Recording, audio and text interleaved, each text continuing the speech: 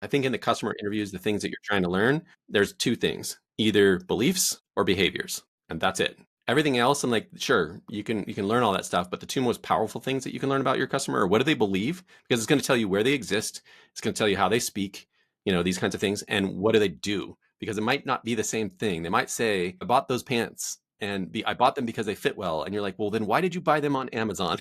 Because you didn't try them on. You don't know if they fit. So like, oh, well, because I like that brand. Okay, well, that's a behavior, right? They bought it because of this other thing. And so that tells you a lot about like why you should be on Amazon or not on Amazon or whatever. We're all part of this whole money game.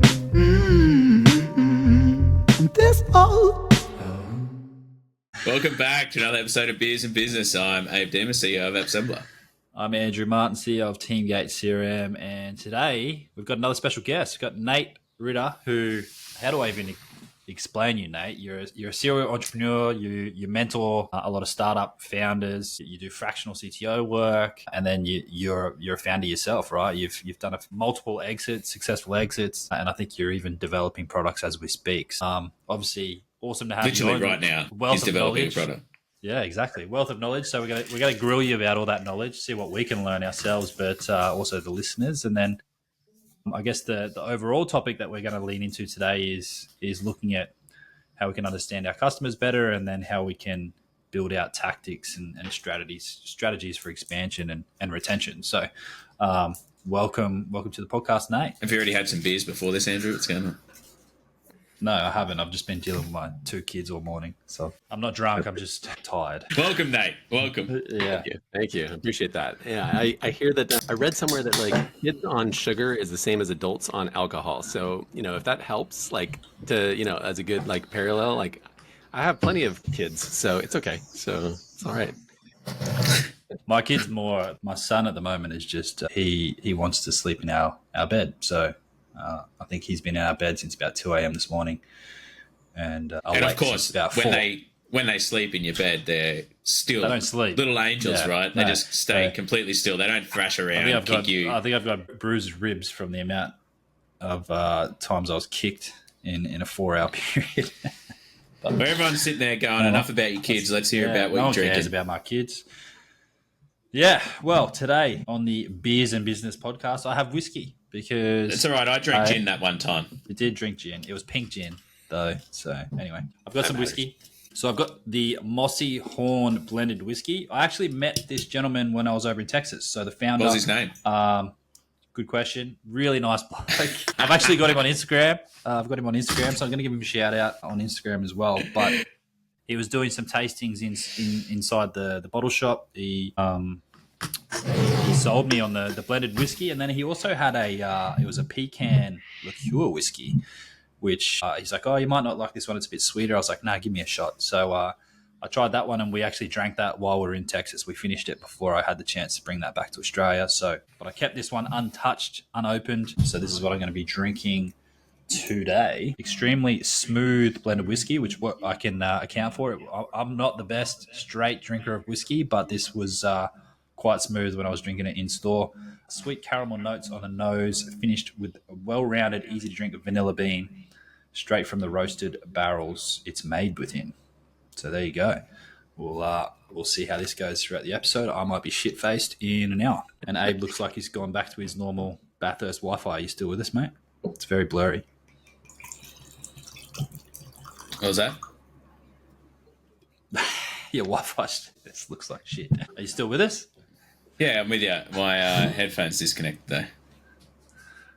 It's having all sorts of issues. What are you drinking? I got the extraterrestrial. That's me whiskey. Extraterrestrial I'm drinking today. Hazy Extra Pale Ale. Extra Pale Ale by Colossal Brewing. So what does it say here? Resistance is futile, uncover a new world of unexpected flavour, a superb balance of unworldly tropical aromas and super juicy flavours creates a refreshingly hazy encounter of cosmic magnitude. A lot of big words in there, mate. Quite a description. There you go. Look at that. Nice pour. And where's that one from? We're out of Range Brewing beer, by the way. We're waiting Colossal for it to Brewing. arrive. So Colossal Brewing. That is fruity. Is that down Victoria? here? This is a Dan Murphy special, mate. Uncle Dan sorted me out. So, yeah, 1.5 cent of drinks. Nice, nice. Uncle Dan's, Nate, is the one of the bigger bottle shops or alcohol stores in. It's like a Walmart, but in Australia, our Alcohol. alcohol. Yeah, it's just alcohol. Our Yeah. alcohol you can't buy from a grocery store in Australia. You got to go to a bottle store or an alcohol store. What about you, Nate? We've thrown you on the spot. How'd you go? Did you get yourself a beer? I know I didn't give you the whiskey memo, so you've doing gone and grabbed a both. beer. Yeah, whiskey sounds awesome right now. Usually, I used to. It's funny because when I'm feeling a little under the weather this morning, and usually when I'm feeling a little under the weather, I usually will drink whiskey. It's for whatever reason. It seems to work. I don't know. It's like a tradition or something. But so today I'm actually drinking matcha, which is supposed to be anti-inflammatory. But next to that, and when I'm going with the Stockyard Oatmeal Stout. This nice. one is. Yeah, it's cold where we're at, so I have to go with a stout. This is from Joseph's Brow Brewing Company in San Jose, California. Nice. And it says a deliciously creamy stout in the Irish tradition with its rich tan head intact. This deep and dark colored beer has the aroma and flavor of chocolate, roasted oats, and coffee, all derived from the specialty malts used in the brewing process. So nice. And I have had it. This one's unopened today, right now, for now. But it's delicious. I had to save it actually for this because I was like, I might drink this. Like this is coming up, so I had to hold on to Nice. it. Nice. We're big fans of stouts. Well, Abe is. Abe got me onto stouts. Now, Yeah. So now you're a Actually, big fan. yeah, I actually just got you finished- onto Guinness. Whoa. Andrew's like first proper stouts was Guinness because we're in the That's UK, cool. and so I was like, "Here's some Guinness," and so we were drinking round. Guinness every day, and then now he's a stout man. Yeah. I actually Guinness- finished my 4-pack of Guinness yesterday. Well done, mate. I can't believe you Thanks, mate. actually managed to Thanks, drink 4 beers. I buy a new one every week. It's pretty good. They actually come in 6-packs. It was a 6-pack, not a 4-pack. Look at me go. Don't Look at me go. downgrade yourself, mate. All right, what do we got? Learnings of the week. Yeah, so I'm just going to talk about a tool I started using, which I think I might have mentioned before, but Dripify is a tool I've used for LinkedIn outreach, and it's really cool. You can build out sequences, you can do a whole heap of stuff in Dripify, which is cool. But one thing that I found has worked really well is taking your customers' words and putting them into ChatGPT to develop outbound scripts for let's just say that you have a customer that has said things about a competitor that may not, that highlight some of the differences from your product versus a competitor's product. Often we sit there and we say, how can I put this into the customer's words, like customer's tone of voice, put it into their words and do outbound to it. Just let ChatGPT do it because it doesn't know any better. It doesn't have those third-party influences that you have on it. So it takes what the customer said and makes it into an outbound script. And so I actually asked it to use Jordan Belfort's style of sales to create the LinkedIn outreach, which it was pretty good. I'm not going to lie. It's probably asking it to use Jordan Belfort has probably been the best response that ChatGPT has given me for outbound scripts, I believe. But we'll see how they work. Often it gets quite repetitive and things like that. But using the Jordan Belfort style, it didn't get repetitive, which is interesting. Which I have started using. I've actually had 3 calls booked through LinkedIn now, just by using Dripify. And so start off with very simple connection request and then follow up with likes on their posts, interactions with the page viewing and stuff like that, and 6 messages that go out. But if they don't accept the connection request, then they get an in-mail. And so getting a whole heap of responses, either, good or bad, but 3 bookings, one that worked out really, really well. So excited to see how that continues to play along. But Dripify is pretty cool so far. Nice, I'll have to check it out. Well, that's good results, right? Off a I'd say low cost, no cost outbound, pretty low effort outbound effort there as well. So I just check LinkedIn every morning and respond. Yeah, and speaking of ChatGPT, completely side note, this isn't my learning of the week, but we had 6 demos last week come in, and they all found us in ChatGPT. Yeah, it's a new way. But that's And why I'm you like- need to be up on SEO. That's why SEO isn't dead, because ChatGPT searches. But It needs I haven't confirmed this theory yet, but I want to. I am assuming it's because Reddit isn't ChatGPT learning from Reddit, Yeah. and Yeah. where am I the most active? Reddit. Yeah. So I think a little gold goose there for people out there that that may not be on Reddit or posting, Yeah. maybe check it out and see, because we didn't really know how to. We always said we wanted to work out how to get ourselves on ChatGPT as a a highly recommended CRM. We just didn't know how. I saw that they announced Reddit was teaching ChatGPT, which had some mixed results. No, Reddit wasn't it teaching? It was teaching Google. Google's AI was in Reddit. That's why Google was getting all these things like how to cook a pizza, and it's like drink a gallon of methanol, like so, like just like this stupid stuff. Yeah.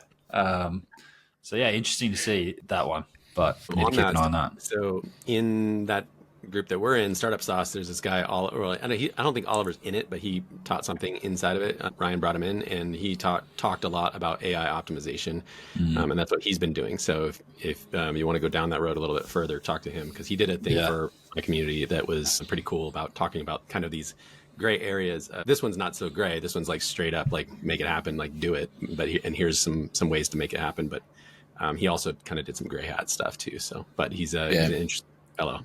Yeah. Speaking of that, has anyone used Grok? Elon's AI? No. So I've heard that it is going to surpass ChatGPT very soon because Elon turns out he did something that everyone claimed was impossible, and he's like hexed the closest server speed.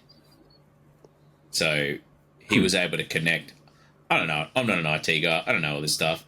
Nate, you probably know it, right? But he was able to connect and have all these nodes working in synchronization that now is like 100x the speed of any other server that's out there. And so the whole thing about LMs is you need to have the larger size for them to learn quicker, faster, and calibrate faster and give you better answers. And so the way it sort of was explained was that if you have the same compute speed and you give AI 30 seconds to give an answer, it'll give you an answer that's worthy of that 30 seconds. But if you give it 2 minutes, the answer is going to be better than the 30-second minute.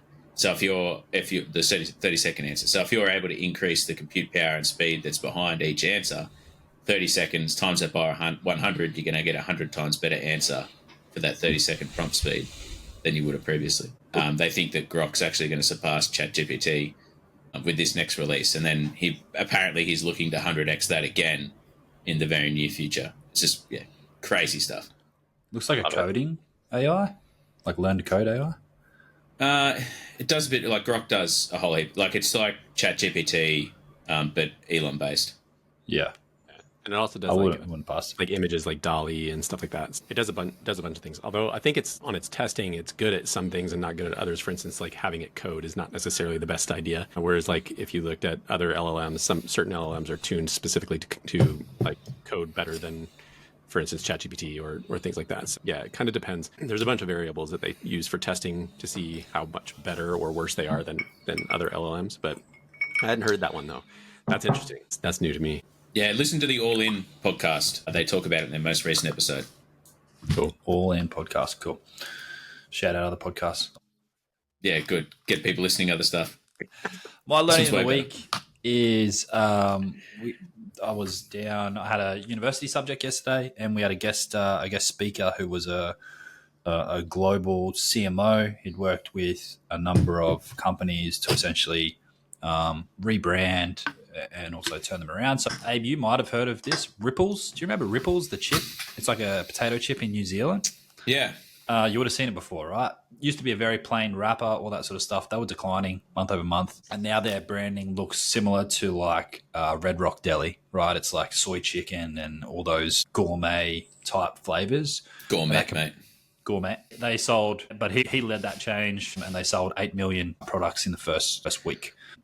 So completely turned it around, and then they became the market leader of potato chips in New Zealand. Yeah, nice. One of the good things that I took out of his lecture yesterday was when we're considering or building out our customer journey, it should start sort of pre-purchase, so pre-selection when they're shortlisting, all that sort of stuff. And this is where I probably fall over, is it should go through to our lifetime value. So, if your lifetime value for a customer is, let's say it's 3 years or whatever it is, that's your customer journey. It should also go through to that 3-year point. And then we need to consider the off-ramps. And the off-ramps are every little, if they're on the highway, every step that they could they could get off. And most companies, I would say, when they're doing the customer journey, they will go from, pre-purchase through to onboarding, and that's where it'll stop.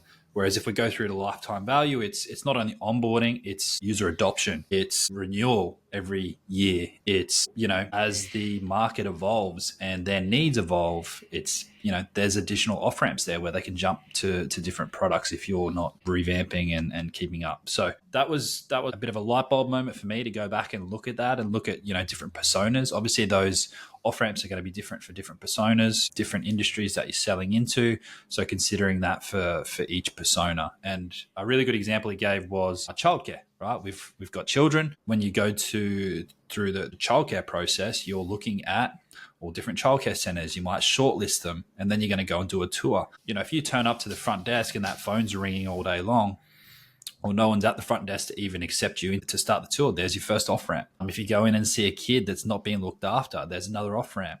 But that off-ramp might change depending on the persona. If you've got a parent they gave an example where it was pragmatic Penny or something, and she was, the parent that wasn't very nurturing. She wanted she didn't have the time to be the best parent. She wanted the school to teach and discipline and do all that sort of stuff, versus the helicopter mum who wants to know what this kid is doing every minute of every day. So that tour is going to be very different, right? What you show them and what are the best benefits for either of those parents is going to dictate what you show when you do that tour. Same thing for us when we show a demo for the CRM. The values and the needs and the green lights are going to be very different depending on the persona that comes through. But I think, the main learning from that was it doesn't just stop at customer pays, let's onboard them. There's user adoption. There's all these other off ramps we need to consider through to lifetime value and beyond. So, that's my learning of the week. Kind of ties into our topic that we'll talk about today. But I thought I'd bring that one up. That's why I love looking at net revenue retention as a key marker when you consider, like, a lot of people sit there and say, like, oh, how much new revenue we got, which is, don't get me wrong, it's important, but I think net revenue retention, it tells you a lot that new revenue won't. Like, anyone can sell a product and get someone to pay some money for them to use it. You can sell the dream, right? But until people actually get in there and start using the product, it's like, well, are they increasing their usage? Are they, bringing on more people? Are they just churning after the initial contract's done? How long are they lasting on the product? And I think net revenue retention is a good marker for that, to say we're building the product in the right way to take it in a certain direction, but also we're doing a good job at providing the value that we offered them at the start. I think Nate, you probably have a... Yeah, I think it also goes to if that's true, you probably found your ICP too. Like, I think a lot of people are going to have high churn just simply because they can get somebody to buy into the landing page, but they can't actually execute and perform and get to that aha moment where somebody goes, oh, this is the thing that I've been looking for that solves all my problems, right? If it does, you'll keep them forever, and if it doesn't, then they're gone pretty quickly. So yeah. Yeah, for sure. And it ties into, they were talking about, customer acquisition costs and lifetime value and all that sort of stuff. And I said, if you have all those metrics, it's kind of pointless if you stop at onboarding, because you might be working off a CAC of $1,000 because the lifetime value is more than that. But if you spend $1,000 to get this customer in and they churn after the first month, you've now, you're not going to get to that lifetime value. So you're in the red immediately. So yeah, that was mine.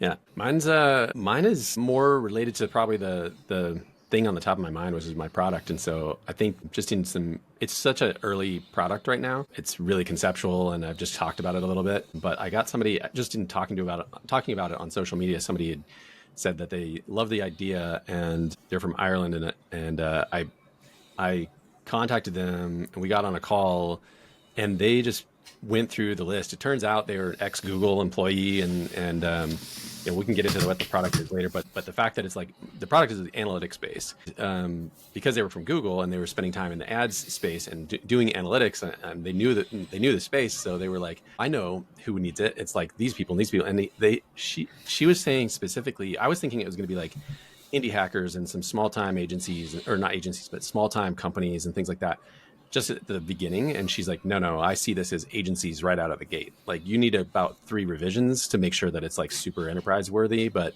she goes, like, it's going to be agencies out of the gate. So that was pretty cool, just as a potential target market, to talk to, like, one of the first people who, even saw the fact that I was building something. And then she was like, yeah, this is agencies. And I love that because I ran an agency for 10 years. And so I know that space. I know how they think, so it's like, I think it'll be really interesting. And it's funny, I didn't even really consider it until she said it. And then I was like, oh, that makes sense. And she said something else, which I was going to wait till later to mention. But she said, one of the things that she said was, she said, Google and most analytics programs will build their analytics in such a way that it actually drives additional revenue back to the company, which makes sense. I mean, Google Analytics do what Google Analytics if it wasn't to actually like have people come back and purchase some more things. But I never really put the dots together. I always kind of like thought, oh well, Google's in this space where they just want all of the data, and so I always saw Google Analytics as like, here's a little something so that we can get all of the data of like anybody that goes anywhere and aggregate that together, and they know who's crossing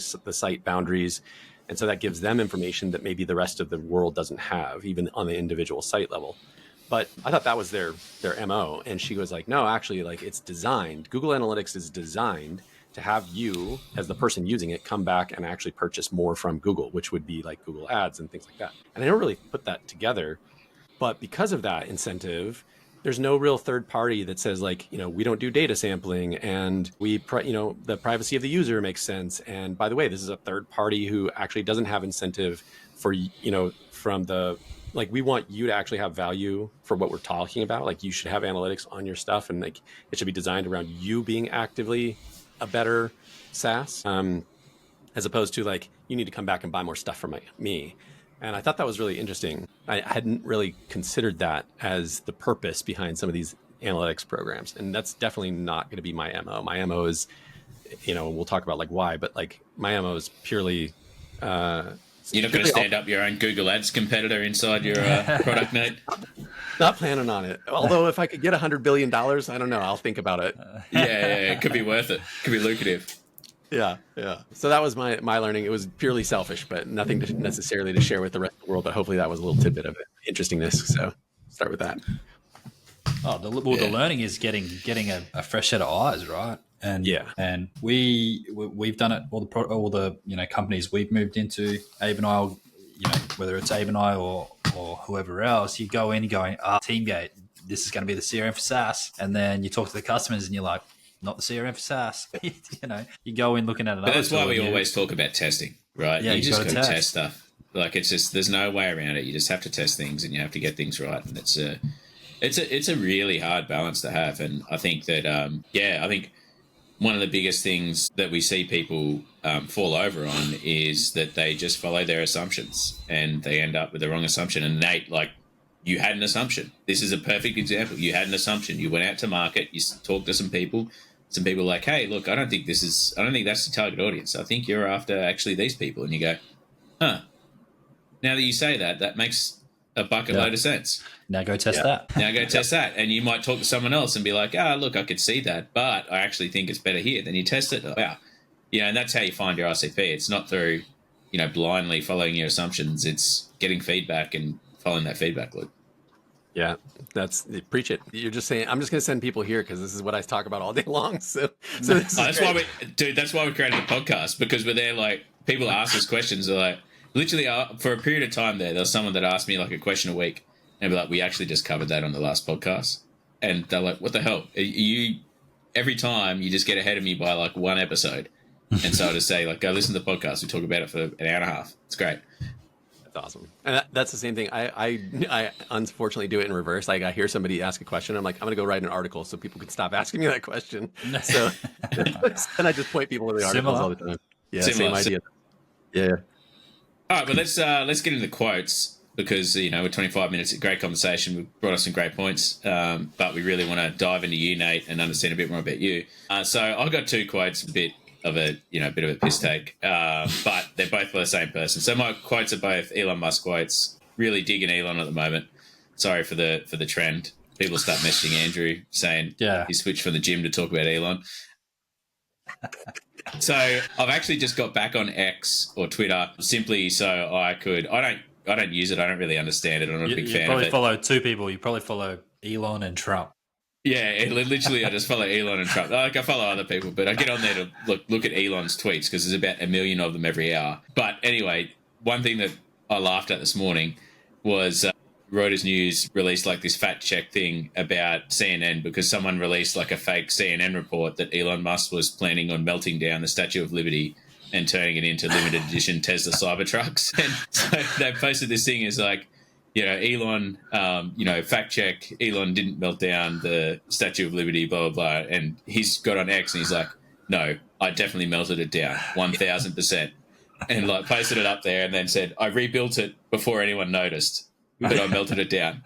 And like, he gets on there all the time and he says like some really, he's like the Trump method, right? You say these outlandish things and then when you come back to like a more centralist view, suddenly people are like, it's not that bad. Like, at least he didn't, like, he's going to talk about now, he'll melt something else that's like, this Liberty Bell or something. He'll put like a part of the Liberty Bell in all these Tesla Cybertrucks and he's like, see, it wasn't a Statue of Liberty, it was something smaller. Like, it's not a big deal. That sort of stuff. But yeah, the actual quote I have from him is, if you define artificial general intelligence as smarter than the smartest human, I think it's probably next year within 2 years, which is like smarter than the smartest human. I mean, that's quite a feat. But I think when you look at the advances that he's making in how much server power there actually is to power that AGI, I think there's a big chance that that'll come to fruition in the next 2 years. That'll be smarter. Some really crazy stuff happening there. Risk,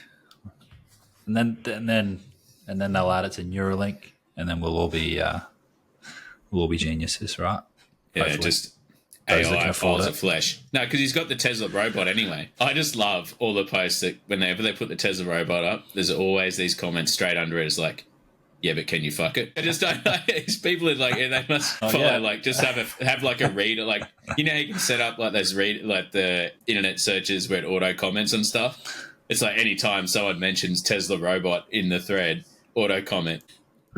That's everything now where someone's selling something on Instagram or somewhere. It's like, nice try, Diddy. Or Yeah. it's everywhere. God, you gotta love social media sometimes.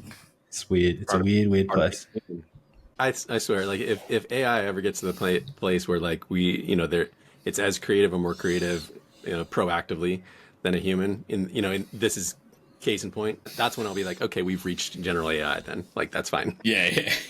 Like the Tesla robot asking itself is like, can I fuck it? Exactly. Go. I'll see them all in Reddit. My quote of the week is not as funny as Abe's, unfortunately. Mine is "Good as the enemy Standard, of great" from Gene Collins. This was also raised in my lecture yesterday. So it just talks about, if you're doing MPS or whatever else to speak with your customers, if you're getting good reviews, don't settle at that. Push and find out what it's going to take to get to a great review, because the stats that came out of the people surveyed, those that gave a great response, so if they went to a restaurant and had a great experience, were 97% likely to refer or recommend to a friend, versus those that had a good experience were only 17% likely to refer or recommend. So if you're happy with good, don't be. Push to, or at least ask the question, how do we get to that next level? Like, what can we do? How can we improve the product? How can we improve the service to meet your needs and get that great response? And then ask the question, refer me, refer someone to us, drive that into your affiliate program or your partner program or whatever you've got going. I think that's good in some contexts, but bad in others, because often we can sit there and try to develop something great and never actually launch the thing that's good to get that feedback loop. Oh yeah, for sure. But I'm talking like if you're talking to but a customer, if they're saying, I rate you 7 out of 10, well, what gets us to a 10? Is our customer support's too slow? Is it that we haven't developed anything new? Like, what is a 10? What does a 10 look like?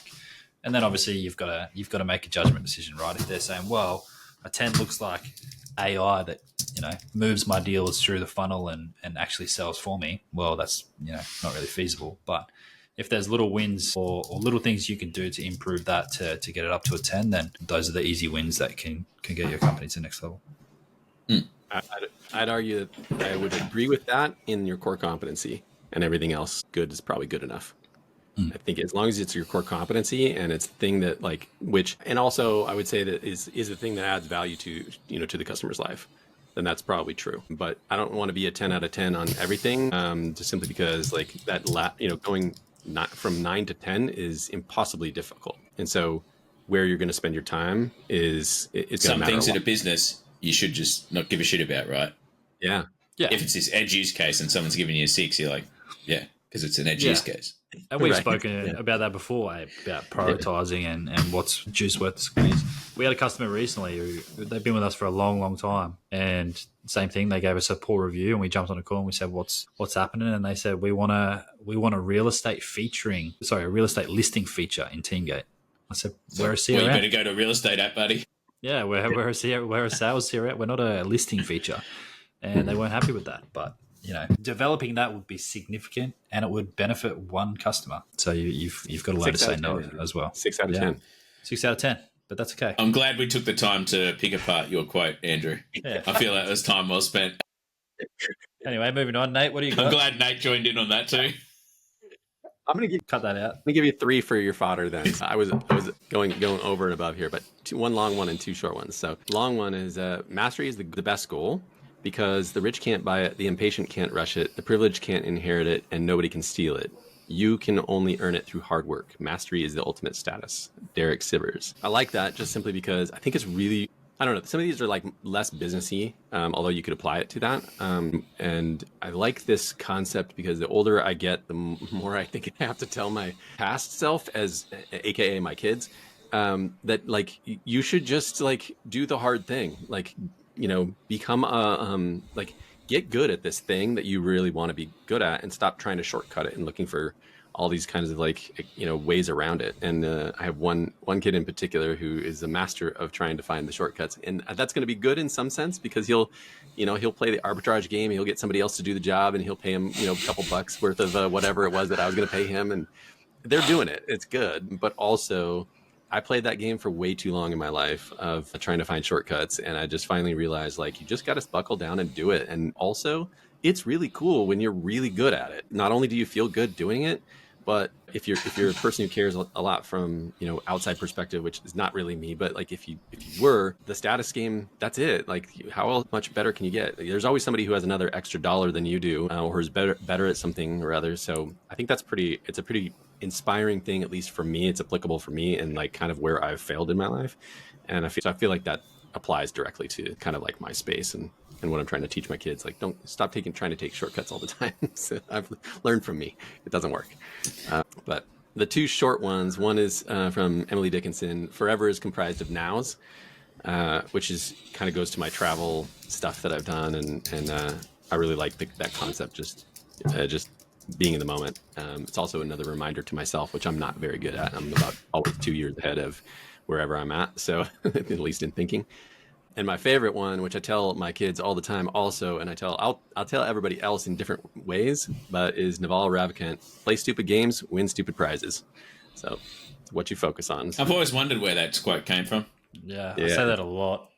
I love it. It's one of my favorite. Generally on social media when people get arrested or... Andrew's a bully on social media. No, I'm not. I don't go on there anymore. No, I think those are some good quotes that you brought out there, Nate. And I think especially the first one about mastery is one of those things that I look at developers and see what a good developer can do and think, God, I wish that I was a good developer. I wish I was the developer full stop. I wish I could create like an app. And I sit there and go, man, that is amazing. But I bet you there's skills that I have, probably not many, that they look at me and go, God, I wish I could do that. I wish I could constantly insult Andrew. Like that's probably a dream goal for someone out there. You can. I get that opportunity to do that every day. It's fantastic. It doesn't work, but you can do it. But you look at, and I think that's a real trap that people fall into, is they become envious of someone else's skill set or someone else's abilities but they don't see what goes on behind the scenes to get to that point. Like that really good developer has probably spent, like a usual developer, they're a hermit that spends 18 hours a day, like sitting there in front of code, doing coding stuff. And they become really good now where that 18 hours, they can achieve the same in 6. But that path to get to that point is just so intense and rigorous that not many people do it. And that's why they're a master, right? It becomes one of those things. And I think back to Robert Kiyosaki who says, there's plenty of people in the world who are shallow and wide, but not many who are deep and narrow. And so, plenty of people who know a lot of things about a lot of stuff, to a very small depth, but not many people who can dig deep on a particular subject and go right down to the core. So I think that's good. Yeah. Nice. What, you're not going to berate me like you did with Andrew? I mean, I was lit. I don't think we got time. Your quote was good, mate. If it was crap, yeah, sure. But off. you actually had a good quote. Andrews can. Some would say aiming for mastery is aiming for excellent or great, not good, but that's fine. We'll keep moving. And, yeah, they're 10 out of 10 then. We'll keep moving. We're 36 minutes in. I'm sure people are thinking, who is Nate? What does Nate do? So Nate, without giving us every detail of everything, share what you want to share. But talk to us about your background. How did you get to where you're at today? What are some of those experiences through, whether it's through entrepreneurship, startups, that got you to doing what you're doing today? Yeah, well, the shortest version I've come up with so far is still long, so I'll try and keep it down. But yeah, I think, I've been doing entrepreneurship type things for 20, 25 years, something like that. And but even when I was a little kid, I was doing stuff. And one of the most fun kind of stories that I have is like that I found unique after telling people this story, and they're like, "What? Nobody ever does that." And I don't know how much this is going to resonate with you guys there in Australia, but I assume you have something similar. So we have like lemonade stands. So you go out and, as little kids, right? And you try and be cute and get a bunch of people to give you money for your crappy lemonade. And I did that too. But the method that I used was to kind of set myself. I only went out while people were coming back from work. And they would drop by, and they have these consolidated mailboxes in our neighborhood. And I would just post myself up there instead of on the corner of my house or wherever. Check their mailbox. Yeah, they're going to have to check their mailbox, and now they're going to have to talk to me. They're forced to, and I'm going to be sitting there, shilling my stuff. And it worked so well that I was making more money than anybody else in that neighborhood had ever seen. So they all came to me. All my friends were like, "How are you making the money that you're making?" And I was like, "Well," so step number 2 of my master plan was franchise that sucker. So I told, because there was a whole bunch of these little mailboxes all around this big, huge complex neighborhood. And so I was like, "Well, I'll tell you if you give me 50% of all your profits." And they're like, "Okay." And so I would just I would set them all up with the tables and all the stuff and everything. So it started about then when I realized, there's a trick here. This could work. And then I got into things, wholesaling and retailing and price arbitrage and stuff like that with computer systems early on. I got into affiliate marketing and things like that, and really trying to understand how distribution works and those kinds of things. But I think when I was a young kid, I was running around. The first time I ever did anything, I took a coin, a nickel or something, and how you take a pencil shaving, you take a pencil and you go over the top of it and you can kind of get the rub of it, and then I would go around in the neighborhood and try and sell that for a nickel as art. And people would be like, I give you a nickel for it's fake, right? A nickel for a nickel, right? Yeah. That was my concept. So, I mean, it started way back when, and I don't know if that was the shyster in me or if that was That's definitely a shyster move.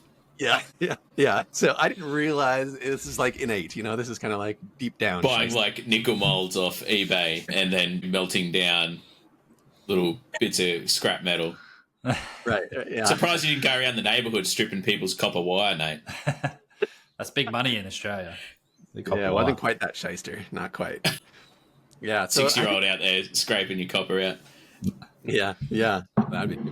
I'd been in trouble. So my dad was also a police officer, so I kind of had, find the gray areas. But yeah, so I think, from an early age, it was there was a way to make money. There was something to do that was creative. It was always a sense of ownership and things like that. And then it really kind of bloomed when I had to figure out what I was doing after high school. And so I started a company. It got bigger than I knew what to do with because I had taxes that were over and above what I was expecting. And so I really had no idea there. And so I kind of just moved from there, from place to place and just idea to idea. And then when the web came about, it was around 96, I realized that was the opening to a massive amount of leverage. I could do business with anybody, anywhere. And it started locally. I started doing wholesaling or retailing wholesale computers. So I kind of built the first Gateway and Dell for customized computers sort of thing. It was just all local. It was build your own computer online sort of thing. And then I would go install it and stuff like that. And that business did really well. I just didn't know what to do with it. And then Gateway and Dell came out and kind of blew me out of the waters. There's nothing from that point. And that's a common thing. I would build You something. can say that they got inspiration from your website and built their own, right? Cause and effect. We don't really know. Should have taken them to court. Could have won a massive lawsuit. Yeah, it could have worked. But that seems to be like there's like a pattern there of building stuff that works, but I hadn't quite put all the pieces together. The same thing with Facebook. I built a community inside of our college apartment with our guys, and it was just for us, and I never opened it up to the rest of the world, but it's essentially like a crazy, hilarious version of Facebook. I would walk around campus, and everybody would have our site up on their computer screens in the computer labs and stuff, and it was hilarious. It was great, but I never opened it up. So there's all these like little learnings along the way that finally eventually turned into some things. You could have been Zuck, mate. Yeah, right. Looking weird with UFC fighters. Yeah, doing MMA. Yeah, that'd be awesome. No. Yeah, so I mean, lots of stuff. I think the web was the big critical thing, but I would have been doing business anyway. And that's the thing is like once the web came out, it was like I had to learn how to build stuff, and that's when I got into engineering. So I went into engineering just to try and figure out like how do I build stuff to be able to solve my own problems and create websites and things like that. And then eventually sold that service to other people, built my own SaaS products, did a hosting company, did a whole bunch of different things that were all web based from that point forward. And it's just massive amounts of leverage for outsized opportunity for gain with a very small kind of like point where you just write some code and somebody gives you money. Like it's kind of crazy how that works. So it's pretty cool. But that's kind of the history. But like old history. The newest history is, like you said, exiting companies and being a Techstars mentor and advising I'm an advisor for a couple of companies as well. So yeah, so kind of turned that in all the way around. But I've done so many different things along the life of along the path that it's kind of hard to nail down. Like I'm much more the jack of all trades and master of none. So that mastery quote is more speaking to myself than it is anybody else. It's likewise across us. So you obviously some learnings from the earlier days with some of the products that you built, got maybe beaten to market or like you said with the social media, just some learnings that you learn along the way. Eventually it led to some successful exits. Is there any learnings, I guess, from those successful exits that any of our listeners could take away? Many of whom are running small businesses themselves or managing in a similar space. Yeah, I think there's so much there. I mean, this is why I love doing what I do. I'm just lucky. I get to wake up now and do exactly what I've always wanted to do, which is just hang out with entrepreneurs and talk about business stuff. So that's kind of the bread and butter for me right now is that consultant kind of position as an advisor. So yeah, there's tons of stuff I could talk about. And usually it's all revolves around whatever the part, wherever that particular entrepreneur is stuck, and you're going to get stuck at different points in time with different things. So, but I think there's some big things that I kind of carry with me from place to place. I think like the exits that I've had, one of them was a property management system that I built for the area that I was in. It was a SaaS. I split it into two companies and eventually had a hosting company, and I sold that hosting company to a competitor. So that was they were wanting to expand through M&A, and that was the first kind of small success that I got off of an exit. It was interesting to walk that one through because the success was based on the fact that there was competition, and the failure was for the fact that there was no demand. So there was no competition in the space. So it's an interesting learning in the sense that like if you think you're going to go out and find this like perfect blue ocean, if you will, like if you read the Blue Ocean book, it's really difficult to say that's without the nuances of what they talk about in that Blue Ocean book. It's difficult to go out and say like, I have this great idea that nobody's ever done, and actually win, because there's probably a reason why nobody's ever done it. Not to say that you shouldn't take the bet, and if it's a variation on something that already exists and you're looking and there's a learning there about serving the edge of the market. But if you're brand new, like completely nothing has ever existed like this before, that's a really hard road to follow because you then have to educate your consumer. And the education of the consumer, we always talk about like the first mover advantage. And I just don't believe that that's as such of a win as everybody says that it is. I think that it's usually the second mover who actually gets the advantage, because the first mover... I actually think now more than ever, right, when you look at the first mover advantage, you do all this time convincing people that it's a good idea. And then now with all the advances in AI, you convince everyone that it's a great idea. And then the second mover goes, Yeah, I like that idea. Gets in AI, hey, write me this. And then suddenly they've got what you got, but you spent a significant amount of time developing it, testing it, reiterations, talking to people, convincing people it's a good idea, and then the old mate just comes out and goes, yeah, here's our version. Slightly better because we had a different spin. Yeah. First mover is just a bunch of R&D. The second mover is the one who like takes that and says, oh, there's a market for it. Right. You've Like created... Dell did with their builder, right? Yeah, right. Exactly. Yeah. I educated the market and then they just come along and like swoop in. Yeah. Yeah. I think that those are big ones. I think there's other ones in regards to productization and I think partnerships, I think is another big one. That one I learned with the most recent exit. I think having a partner early on. So specifically for those companies that are not, they're not incubated by another company, or they're not like even then I still think like having a strategic investor or having as a partner in the company is a really wise thing to do early on, just simply because like you have options later on, like when you're ready to sell, and that strategic investment could put money in your pocket to like actually go out and execute on the vision. But then as soon as you're ready to sell, they're the first person on the list going, well, do we buy them or do we build what they've already done?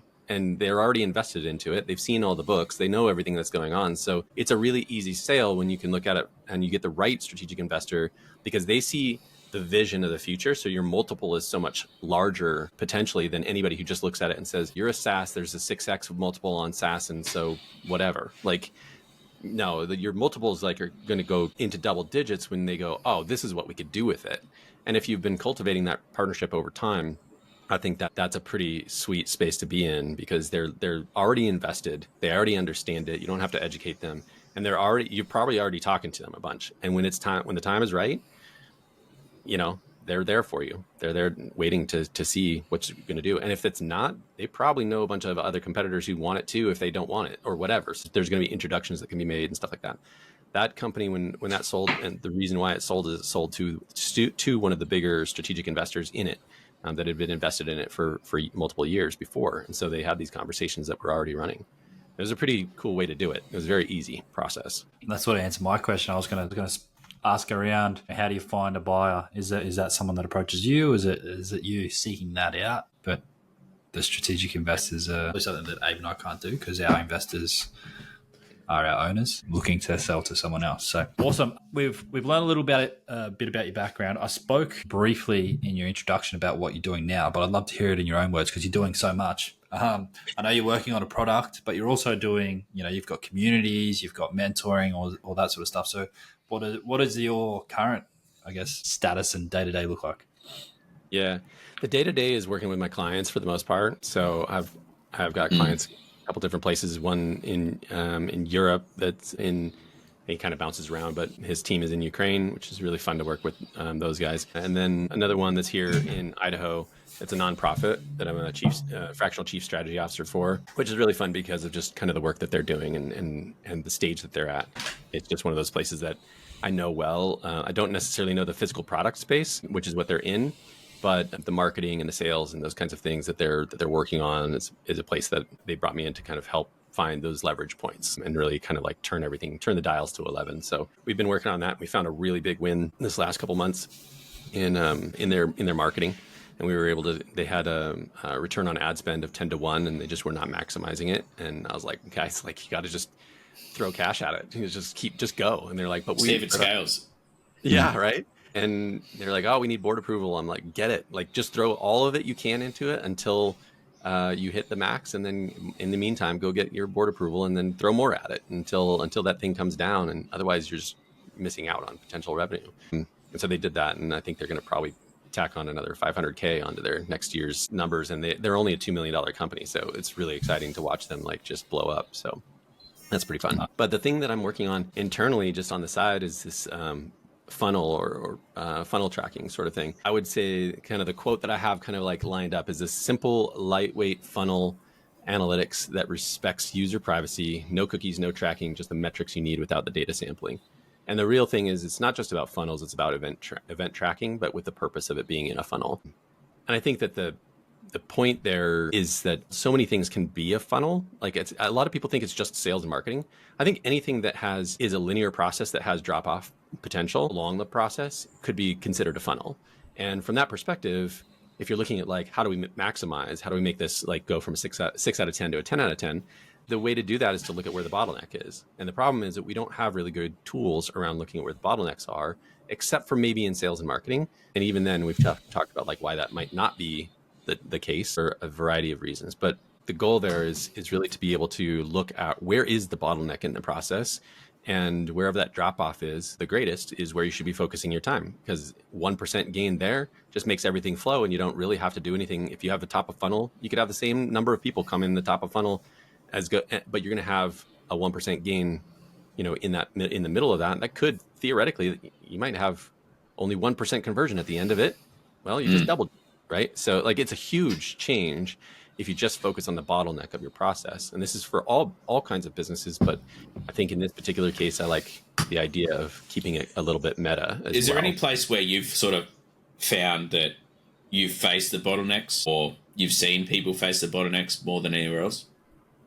I mean, sales and marketing is the quintessential place, right? Like because we just think of them as funnels. It's easy. And that's probably where I'm going to just turn most of my attention towards, is the sales and marketing kind of processes, because it's all revenue, right? And I think if you're going to build a product, the closer it's related to the money, the more you get paid. The further away you are, the less you get paid. I think it's just like any employee. The closer you are to the money, probably the closer you are to having a really big paycheck. So I think that's probably why I'm going to focus on that space. But I think in general, this can happen all over the company, though. It could be a process in hiring. It could be, just so many different places all over the company that could be. And so I think that I like to think of it as like events, not necessarily just clicks.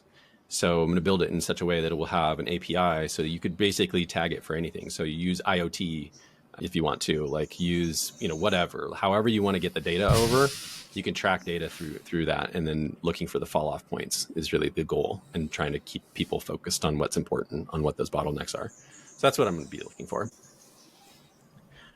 Awesome. And that, I guess, it ties into what we want to speak about today, which we should probably get to, noting we're almost at an hour in the call, which is fine. Funnily enough. Plenty of nuggets of wisdom there. And Nate hasn't even started his oatmeal stout here, and I'm going to hold him to account that he's sitting there saying, oh, yeah, I'll drink it. Right. Oh, yeah. Whereas I'm almost 2 beers deep at this stage. Nate hasn't even started his. I wonder why you weren't speaking so much. Maybe that second beer's rattled you a bit. Usually we'd be at an hour, and I'm being conscious neither of us had spoke I... yet, Nate. It'd just be Abe waffling on about something. Here we go. Yeah. Got to turn it around. So I guess the topic we want to speak about today is around understanding customers, how we build out whether it's strategies or tactics and techniques to scale those customers or retain those customers. So it ties in really well with I guess one of the problems, Nate, you're trying to solve with funnel. So I guess question for the room, and we can all go through this, but I guess we could speak a little on the importance of actually understanding our customers and using that to build out, whether it's build out our product, build out our processes, or that reinventing or reinvesting back into the product to continually adapt. And obviously for Nate, you said you spoke to someone, recently in your learning of the week, and immediately that, not even a customer, right? Just speaking to someone in the space has given you that insight and removed some of the guesswork, or let's call it building in the dark. So I guess we could start with you, and I guess I could reframe the question is, how important is it to understand customers? Maybe you can do the startup phase, as a startup, building something from scratch. Where does that insight come from? Is it industry research? Is it going out and speaking to people in the space? Is it, without a current customer, where do you get those insights from, and how important are they for you building a product? Yeah, I think that's the quintessential question of a pre-product market fit company is, where's your customer and who are they? And primarily in that order. You have to have a theory about who your ideal customer is, but proving out like that is the ideal customer and iterating on that, and then where that customer is. I think those are the two quintessential questions of a pre-product market fit company. It's all of that stuff. If you in the pirate metrics, it's all the awareness. It's all the, do you understand where the problem is? Do you understand where they live online and the distribution channels? All that stuff that's before you even build it. So I think like that's that comes hand in hand with doing customer interviews. So if you can understand where they are, then you can do some of those customer interviews because you can tap into them and you know where they exist, right? So then when you do those customer interviews and you kind of work on that, you understand what the problem space is quite a bit more, and you can kind of start to dig into like actually constructing a solution based on that. But it's really hard. Like you could have a theory of all this stuff, but the mom test, I think, as a book is a good delineator of this, like this mentality. Like all this stuff away and stop talking about the idea of your product and the solution all the time, and start talking to people about what their problems are. I think that's the place to begin. And I'm not sure if I'm answering your question now because I, 2 sips in and I'm out. So like your neighbor on the right. Hopefully you haven't had any. You said you were feeling under the weather. Hopefully you haven't had too many meds, and now you. Well, we could be in for a real now show. We'll just keep it going. Abe's forcing you to drink. I'll take the peer pressure. I like the peer pressure. I'll take it. So. Yeah, no, that's great insight, and I think a good thing that was raised yesterday by the CMO that I was speaking to was they did heaps. They were paying a fortune for all this market research by a third-party research company, and they were biggest scam. Yeah, they were being told consumers are moving towards healthier options. You need to be cooking with avocado oil. You need to be doing all this stuff. It's like, bro, have you seen the obesity stats? Yeah, people are not moving to healthier options. Yeah. You're kidding yourself. And he's like, we were spending all this money on this research and we were just taking it for gospel. And he goes, I think we've still got a backlog of these healthier oils that we just never used because when we released a chip with it, people hated it. So because they taste like ass. They actually they found their own testing group and they tested them. They said, hey, come in and do some research. It was a fraction of the price of what they were paying for the industry research. And they actually got data from people eating the chips. Wow. Crazy. Yeah. It's crazy, right? Yeah. That's why I think founder-led sales is so important. Like in an early company, you can't outsource sales because sales. Also, think consultants are the biggest scam going around. I'm gonna leave now. Don't say that, Nate. You've just talked Nate out of business. But like the big four consultancies, or I don't know what it is in America. Like for us, it's you've got your Deloitte's, your EY, those sorts of places. They're just geared to fleece corporations of money. That's what they're there. They're not there to actually do anything worthwhile. They give you this bullshit plan that no one could possibly follow, so that way 3 years later you're back at the same place with the same company, getting fleeced for more money. Well, and that's the thing. I think they're producing I think anybody who's producing a plan like that as a consultant is probably a red flag right there for me. Whenever I talk to companies and they're like, oh, we're thinking about hiring this consultant, I'm like, to do what? And if they don't have a very specific lane for that person to be in, like having an expert actually show up and do the thing, then or give the advice on how to do the thing step by step, and you're just going to do it in that piece of that time period, I think then you're in for trouble. Like I think the only place where when I talk about a consultant specifically, it would be the specialty. Like what is their specialty? What are they really good at? What can they help you understand or execute on in a very small space, like going deep, right? Time bound or event bound. Yeah. And it's because of the expertise. It's not because they generally have some idea about how to do marketing in, Fortune 500 companies. Like you should know your customer and then you won't need them from that perspective.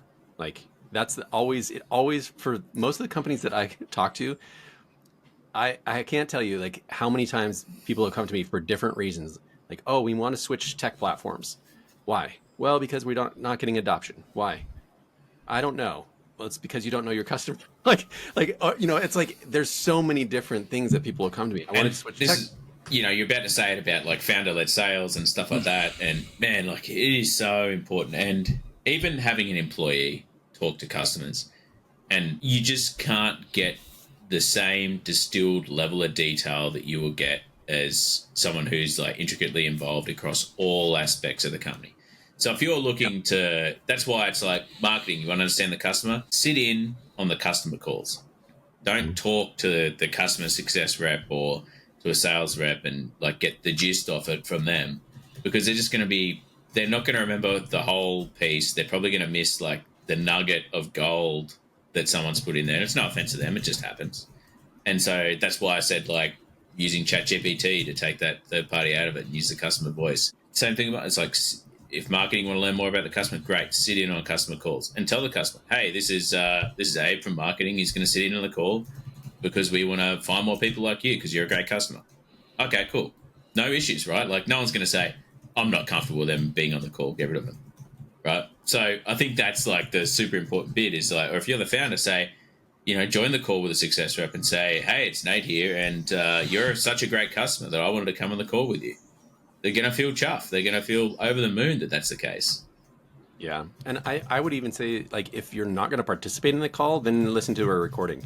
And if you're not recording them, what the heck, man? Like, record them, because that needs to be distributed amongst everybody. And that's the raw stuff that you can then distribute amongst the team. And I always talk to all of the companies about the process of learning, like how fast you're learning. The rate of learning is important, but also the distribution of that learning and how we do that. So like you talk about like asking the customer service person, well, first of all, that's a one-to-one, so nobody else benefits from that. Second of all, you're getting the distilled knowledge that is not specific to the marketing person, because the customer success person is probably going, well, how does this affect my job? I don't really care how it affects marketing's job. That's not what I'm thinking about. Even if they're like the greatest person, maybe they're trying to sort of think about it for somebody else, but like they're not going to have that insight that a marketing person would have. A marketing person will hear the words "I'm frustrated with" and go, "Ooh, I know what to do with that."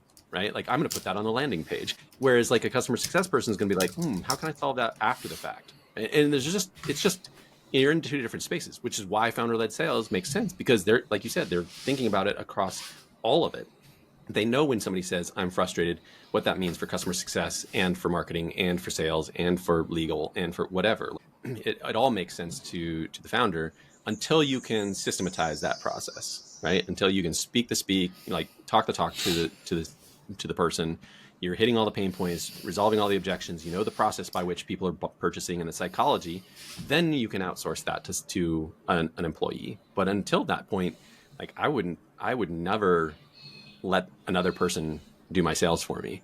Like, it just doesn't make any sense. I still also think that you should still have the founder in the sales funnel, right? And you should have the founder should take sales calls, because I think it's so important. And I think the founder should manage the top 3, the top 5, or the top 10 accounts in your account book, or at least have active relationships with them. Because at the end, like, even if you're not the founder, if you're the CEO, like, if you're not managing the top 3, or if there's one account that's worth like 20% of revenue, you own that sucker. Like, that's you. Like, that is you, and you should be in the sales. Like, you should be doing sales, because if you're not doing sales, you don't understand. You don't understand. Our pricing is crap. No one buys our product because our pricing is too confusing, it's too high, it's too low. We could increase the pricing. Like, you can run tests on the fly in that sales funnel on pricing, and then go, I think I got this idea, and roll it out to the sales team. Yeah. I think it's super important. So, like, I guess to go back to your question, Andrew, like, I think customer interviews is probably the most powerful thing that anybody can do, and I also think it's one of the hardest things. I don't think enough people do it. I don't think enough people talk to their customers and if they do talk to their customers, I think like a large portion of them talk to them in such a way that it's ego driven, kind of like the mom test talks about. I can't tell you how many times I've heard people say like, oh, here's my customer interview set of questions, and I'm like, strike that. It's like, pat myself on the, how much would you like to buy this product right now? Like, that's not the question. Like, is this product even relevant at all? Like why are you even talking about the product at all? Like, talk about their problem, like the traditional like quotes that say like, fall in love with the problem. Because I think this, I'm going to tack something onto this too. I think if you fall in love with the problem, you will by nature work towards resolving that issue. But I think in addition to that, people who have gotten a company to a certain stage, a lot of times they'll come up and be like, well, how do we like continue to expand, right? What do we do from a product perspective, like different product lines, or do we go vertical? Do we go horizontal? Like, my answer to that is always effectively letting your customer tell you, but in a slightly different way. It might not be customer interviews, but the way that I like to think about it is, well, what problem did you just solve for your customer? And they'll say whatever the answer is. And I said, okay, now with that solution, what problem did you just create for them? And they're like, nothing. Like, it's great. It's beautiful. They have a beautiful world. Everybody loves everything. I'm like, no, that's not true. Like, you just created a new problem. You know what? So we have ChatGPT, right? We have AI. Solves all kinds of problems. Guess how many new problems we just got? Like, millions, right? Yeah. problems. And now we have products that are coming up to say like, oh, for content creation shouldn't be done by AI. And so we have a solution for that. And we have a solution for the fact that like AI is telling you to go, drink bleach, like whatever. Like we have solutions all over the place for the problems that we just solved, like with all kinds of other solutions. So if you look to what problems you just created for the customer, you come up with natural, ideas about like what that's going to be for the next part of their progress. And it's really what their end goal is. I think the funny thing is a lot of times we talk about trying to solve problems with our features and those kinds of things, but customers don't care about the features. No. Literally, like if you like, it's magic. In 2 days, you will have, the thing that you want. They're like, great. How much? Can I afford it? That's all they care about. Like, solve my problem and we'll call it a day. And so, or if it's a big enough problem, it's like, how do I afford it? Yeah, right. So I think to me, that's the extension. That's the next question. So the answer to the question is always the customer, always. And if we don't have our thumb on the pulse of what the customer's needs are, and this is where like, I'm going to get even more specific. I think in the customer interviews, the things that you're trying to learn, there's 2 things, either beliefs or behaviors. And that's it. Everything else, I'm like, sure, you can learn all that stuff, but the 2 most powerful things that you can learn about your customer are what do they believe, because it's going to tell you where they exist. It's going to tell you how they speak, these kinds of things, and what do they do, because it might not be the same thing. They might say, I bought those pants and I bought them because they fit well. And you're like, well, then why did you buy them on Amazon? Because you didn't try them on. You don't know if they fit. So like, oh, well, because I like that brand. Okay, well, that's a behavior, right? They bought it because of this other thing. And so that tells you a lot about like why you should be on Amazon or not on Amazon or whatever the thing is. And I think, so if you're learning something about the customer, focus on beliefs and behaviors and you'll learn way more than you think. And I think that's one of the hard parts about this whole conversation topic about customer interviews is a lot of people don't know what to ask. And I think it's the problem, the beliefs, and the behaviors. If you can work on those things and understand those, then a lot of these other problems that people talk about will go away. And to touch on the point, obviously we speak to our customers. We try to speak to our customers. That's probably the hardest part is getting them on a call. We work in CRM. A lot of our people we work with are salespeople. They don't want to talk to you unless it's about generating revenue. It's really difficult, but you need some sort of signal. I know salespeople want to talk to you more than other like devs and stuff like that.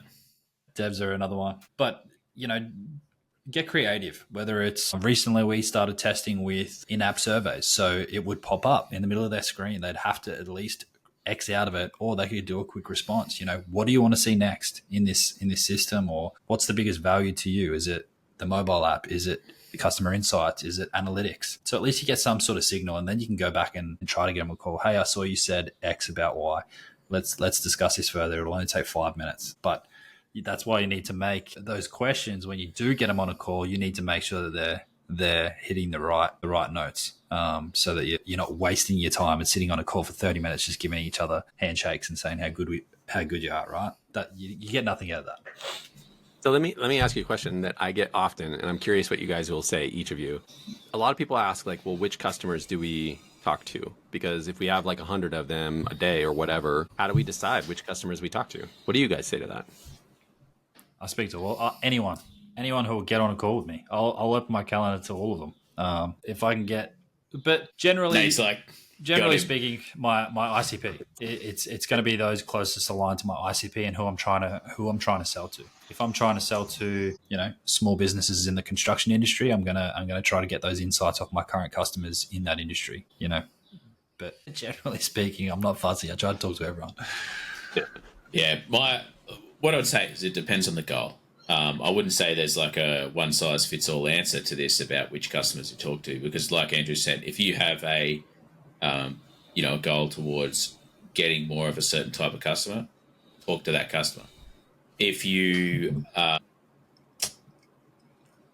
there could be another thing where you're having an issue with retention or you want to understand where you can improve your product, look at NPS scores, talk to the customers that give you the worst score. If in general, I would say a good rule though is to start with the highest revenue concentrated customers and then work your way down. So work off revenue. If you don't, like, say you don't have any of those particular goals in mind and you're just generally like, I just want to speak to customers, start at the top of your list with the highest revenue and work your way down, because funnily enough, the ones who pay you the most are the most important ones. So that's a great place to start. So definitely start there. Mind you, I would also say that sometimes the ones that pay you the most will give you the least amount of answers and will also be the hardest to talk to. Yeah, makes sense. Now, what about the ones? What about let's say a pre-product market fit company? Maybe they don't have that many customers, but they have the idea and that kind of thing. Like Andrew asked this question. I have my own answer to this, but like I'm curious what you would do in the sense that if you have no customers, your product's brand new. How do you do a quote customer interview if you're wanting to learn when you don't LinkedIn. necessarily yet? Yeah. Find your target market that you think it is. Go on LinkedIn, create a Dripify campaign if you want, or do a personalized, whatever. And I've found this actually works. Like, if you want to just talk to people, this works the best. Don't do it and like then try and sell them once you get them on call. But just going to people and saying like, "Hey Nate, I just developed this product. It does X, Y, and Z. I feel like you're the perfect fit for it, but I just want feedback. Promise this isn't going to be a sales call. I just want to show you, get your feedback, and get your understanding." And then generally people are reasonably happy to do that. And like I've had people, when I've done that before with a product that I was looking for some guidance on, they even followed up with like, is this not going to be, like, promise it's not going to be a sales call. And like, I absolutely swear it's not going to be a sales call. This is just going to be two people talking about a product to develop our understanding. It's like, great, no worries. Here's my calendar, book a time. And you get on the call, and if you try to sell them immediately, they're just like, get out of here. But if you legitimately want feedback, people are generally pretty happy to give that. Have you ever called competitors customers? Yeah, absolutely. Yeah. That's part of this. Actually, I've got a campaign right now that's targeted at competitors. Well, competitors' partners. So that's a big one there. So I just and this is a really good place if you want to try and develop partnerships. Look at who your competitors partnered with. Mm-hmm. There's a really cool tool that I come across called Sumble, which will tell you what technology people are using. It's free to use to get, but then you've got to pay to export and stuff like that. But it's really cool, Sumble. And use whatever tools you have, Apollo, LinkedIn Sales Nav, whatever it may be, just to talk to people within those organizations. Beautiful. I like it. We're running short of time, so I want to move forward just because I do want to talk around expansion. So let's say we've spoken to customers, we've used our amazing tools like Funnel will be to get those customer insights and understand a little bit more. How do we then take that information to build, whether it's a retention strategy, whether it's an expansion strategy, and it's something that I'm battling through at the moment, Nate. Here's your consulting questions. How do we take that information that we get from customers and turn that into a retention strategy, and better yet, an expansion strategy? And a lot of my competitors do this really well. I call it or other people call it land and expand. They'll land a customer really cheap or at a fraction of a price and then become really sticky and expand them. So is there any strategies that you've used in the past that have worked? And what does that look like? And Abe, feel free to chime in if you're not too drunk. I think that the best use case that I have for this is probably in the educations or like info product space as opposed to SaaS space. But you could probably apply this to SaaS depending on the complexity that you have. The way I like to think about it is like if you're thinking, you could do this as a lead magnet too, but it's basically solving the first part of their problem. And again, this kind of goes back to like, if you know the first part of the problem, you solve that, you know probably what their next part of the problem is and those kinds of things. So if your product solves like 10 different, you got to think about like the beginner kind of like user that you have who doesn't really know too much, but you know their journey. And if you think about the lifetime journey, not just necessarily of the customer from like awareness all the way through to referral and so forth, but actually the education of that consumer or the use of that consumer. And if you really know your customer well, especially your ideal customer, you'll probably know where they came from and how they became a power user of your product. So solving the first part of their problem is something that we lose sight of because we have this like problem with like, I'm blanking on the phrase, but you know the problem too well, and so you fill it in for me, guys. You know the problem too well. Curse of knowledge. Curse of knowledge. Yeah. So I think even as like as entrepreneurs or like SaaS providers, like we end up with this curse of knowledge where we keep pushing towards like complex things. And I think the harder thing is to like kind of rein that back in and stay in a space that doesn't necessarily need complexity. But if we go to like really simple version of that, you're probably solving the very first thing that anybody who's thought about this as a potential problem, if you solve that, you're automatically in their headspace. You are the solution, and you might have been the first place they looked. So the way I kind of think about that is like, even if you productized that at like a low dollar amount, or that's your first tier of how you price things or whatever, but like solve for that problem and market to that particular problem as an entry point. That's kind of how I think about it. From the education space, I've seen this done where there's a course, and this is kind of the easier version of thinking about it, but there's a course, and the course is, let's say, 10 modules long, then you could sell the whole course for, say, $1,000, and you might, or more, $10,000. But like, let's say that you just took the first module and thought of that as a problem and a solution to just the very beginning of that person's problem, that their journey that they're on, and you priced that at $15 or something like that. People are going to eat that up. They're exposed to your product. And then when you've proven that you've actually fulfilled on that value exchange, now they already trust you too. And that's always hard, because how are you going to get a person $10,000 unless they trust you? You got to do a lot of work there. But you don't for the $15 product, right? So they buy the $15 product or the $99 product. It's very hard to enter a market as an enterprise product, right? Totally. Yeah. Right. So like, but if you can earn the trust, and this is where I find like it can be highly valuable, is if you earn the trust by solving a very small portion of their problem and just the very first step, the rest of it becomes really, really easy. I like that approach. And that's already got some wheels spinning around TeamGate now. Pricing strategies and products and offerings and all that sort of stuff. So great insight. All right. Nate. I think Abe. Let's cut it there. There's heaps of more stuff we can talk about. But Nate, where can we Just have find to you? get Nate back. Yeah, we will. Yeah, I can talk for hours with you guys. I mean, if you want to keep doing this as a 12-hour podcast, I'm in. So We don't want to go like a Joe Rogan epic for 3 hours. Abe will have more than 2 beers. He'll be I've got to sleeping get on more that. beers. Maybe that's a good idea. We can do a longer one with Nate, and we can bring along a 6-pack and watch it slowly degrade. it'll get more interesting over time. Yeah. Yeah. There you go. But Nate, Full where can work people day. find you? So online, social media, I'm everywhere. The name is Nate Ritter, all one word. Are you on TikTok as well? Oh, that's one place I'm probably not on. So yeah, not TikTok. Neither is Abe. It's fun. But We got a yeah, big TikTok following after Andrew's video posts. We're going pretty viral.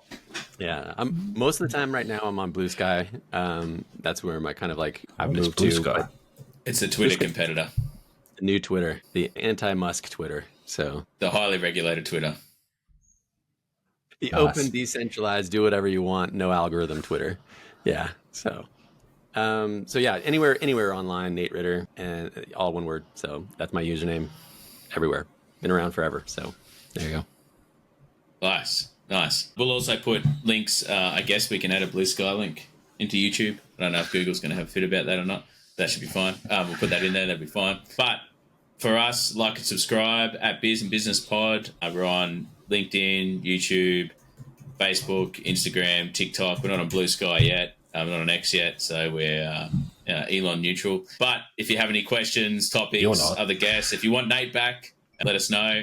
We want him back, but whether you guys want him back, that could be another story. We could get rid of Andrew. That's also an option, so just throw that out there if you want it. But you can find us weekly, YouTube, Spotify, and Apple Podcasts as well. But tune in next episode, Tuesdays, 10 a.m. Cheers. Cheers. I'm not finishing that. I'll finish that later. Slowly. Nice.